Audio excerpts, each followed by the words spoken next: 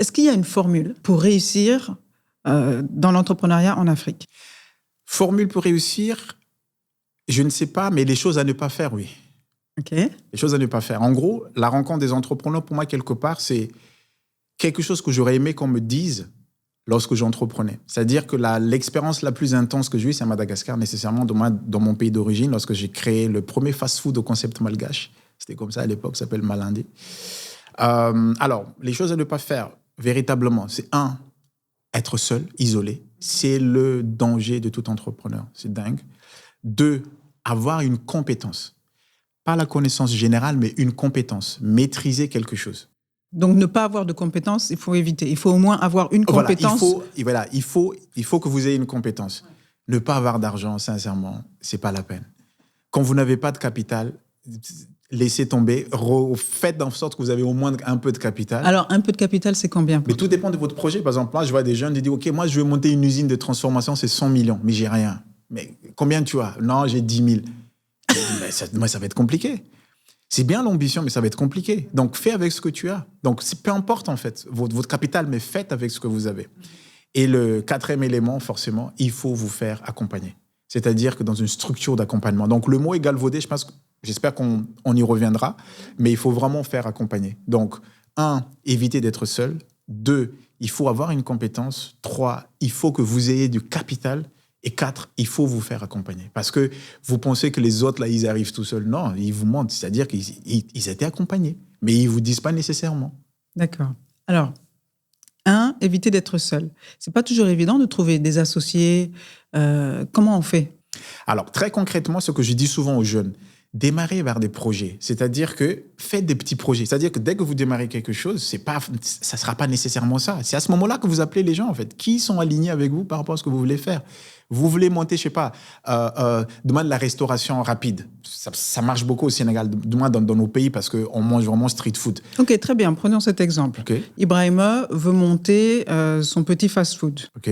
Pourquoi petit chaque fois? On fait ça aussi, je ne comprends pas. Mais parce monter son fast-food. Il veut monter son fast-food. Voilà. Mais pour l'instant, il n'a pas énormément d'argent. Okay. Disons qu'il a 200 000 francs CFA. Très bien. C'est déjà beaucoup. Qu'est-ce qu'il fait et comment il fait? Très bien. Il a 200 000 francs CFA.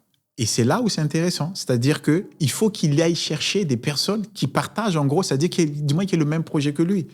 Il y en a tellement. Il y a des jeunes qui veulent monter le truc de la restauration. Alors, qu'est-ce qu'il fait? Il crée une page? Non, oui. Déjà autour de ses amis. Déjà, il commence par ses amis. Mm-hmm. Il commence juste par ça. Écoutez, les gars, moi, j'ai un projet sur la restauration. Qui est intéressé? Et c'est comme ça qu'il va... Et lui, tu verras que la personne en question verra que l'amitié n'a rien à voir avec le business. Il y a ça aussi. Et c'est comme ça, en gros, que le fait que vous allez faire des choses sans... Comment dirais-je? Vous allez à la guerre.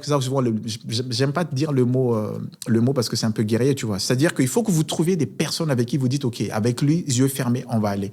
Mais concrètement, pour rester sur ton exemple, commencez par vos entourages. Entourage proche. Si vous avez des sœurs et frères, oui, demandez à votre entourage, écoute, je veux monter un projet, est-ce que parmi tes amis, est-ce que tu as quelqu'un qui veut aussi monter un projet?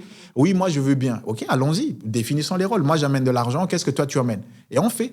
Et c'est avec ça que vous verrez qui est sérieux, qui n'est pas sérieux, qui est... Bref, même vous-même, en fait, vous allez apprendre. Est-ce que vous-même, vous êtes un petit dictateur aussi? Vous n'écoutez personne, vous faites à vos têtes. Et c'est comme ça, en gros, que vous allez attirer des gens vers vous. Mais je peux voir aussi comment ça peut être un piège, parce que si on cherche dans l'entourage, il y a d'autres critères qui rentrent en considération. On sait à quel point l'influence sociale, familiale peut être forte dans nos cultures. Et donc, justement, quand on cherche dans l'entourage, ce n'est pas forcément les bonnes compétences non plus. Oui, mais quand tu démarres, c'est ça en gros, vous démarrez. C'est ça l'hypothèse que tu m'as dit. Vous démarrez, comme tout le monde, vous démarrez. Mais en gros, c'est le cercle en fait que tu vas faire appel au début. D'ailleurs, lorsque tu fais du financement, ils disent bien « love and friends ». C'est les tout premiers qui te donnent « love and friends and fools ». Voilà, ils avaient même les fools derrière. Voilà, c'est exactement ça. Ils ne disent pas extérieur, il est « love and friends and fools ». C'est votre cercle proche. C'est eux d'abord que vous allez voir. Et c'est là que je dis, c'est-à-dire que vous commencez par eux. Il y a certainement une expérience. Il y a aussi des cousins, des cousines, des nièces, des neveux qui peuvent être super top en fait. Tu vois ce que je veux dire ou pas? Mais commencez par ça, comme tu m'as posé la question. Ensuite, vous pouvez élargir. C'est l'occasion qui fait le larron. Et c'est là où ça rejoint ce que je dis, vous faire accompagner. Parce que vous pouvez être seul en arrivant dans une structure d'accompagnement, Mais vous pouvez trouver, en fait, de vis-à-vis. Vous pouvez aussi aller fréquenter, par exemple, les espaces de coworking. Parce que l'espace de coworking, c'est que voilà, les gens, du moins des freelanceurs ou des personnes arrivent là-bas et puis vous présentez des projets. Donc, il y a certains coworking qui sont super bien animés, mais allez chercher des personnes avec qui vous allez faire du moins le business. Mais une fois encore, c'est pas avec cette personne-là, peut-être que vous allez faire vos billions ou du moins vos centaines de milliards, mais le fait d'avoir la démarche, le fait d'avoir de l'expérience, le fait même de vous connaître, il y a ça aussi. Être entrepreneur, c'est se connaître en gros. Qu'est-ce que vous aimez? Qu'est-ce que vous n'aimez pas? Qui est complémentaire? Parce qu'il y a ça aussi. Vous montez un projet, mais... Et la complémentarité, ça n'a rien à voir avec le diplôme. Ça, je vais dire aux jeunes. Oui, j'ai fait marketing, toi, tu as fait finance. Voilà, on fait... Non, ça ne fonctionne pas comme ça. Ça ne fonctionne pas comme ça. C'est un terme de complémentarité. C'est-à-dire que moi, je suis quelqu'un... de caractère? Exactement. De personnalité? Exactement. Si vous êtes quelqu'un du moins de pas trop organisé, si vous êtes tous les deux pas organisés, ça va être compliqué. C'est pour ça que dans le milieu de l'industrie créative et culturelle, il y a beaucoup de soucis. Parce que les artistes sont, du moins de nature, ils sont artistes. Ils ont besoin d'être créatifs, donc ils ne sont pas rigoureux. Et donc, ils se mettent avec des gens un peu comme eux. C'est normal, c'est parce qu'ils sont comme eux. Il faut chercher les gens complémentaires.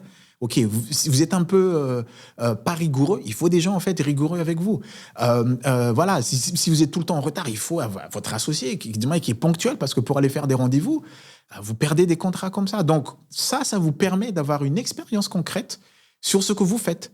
Et c'est comme ça, en gros, que vous dites, OK, je me connais. Maintenant, je sais à peu près qui je veux, demain, avec qui je veux m'associer par rapport à la suite. Mm-hmm.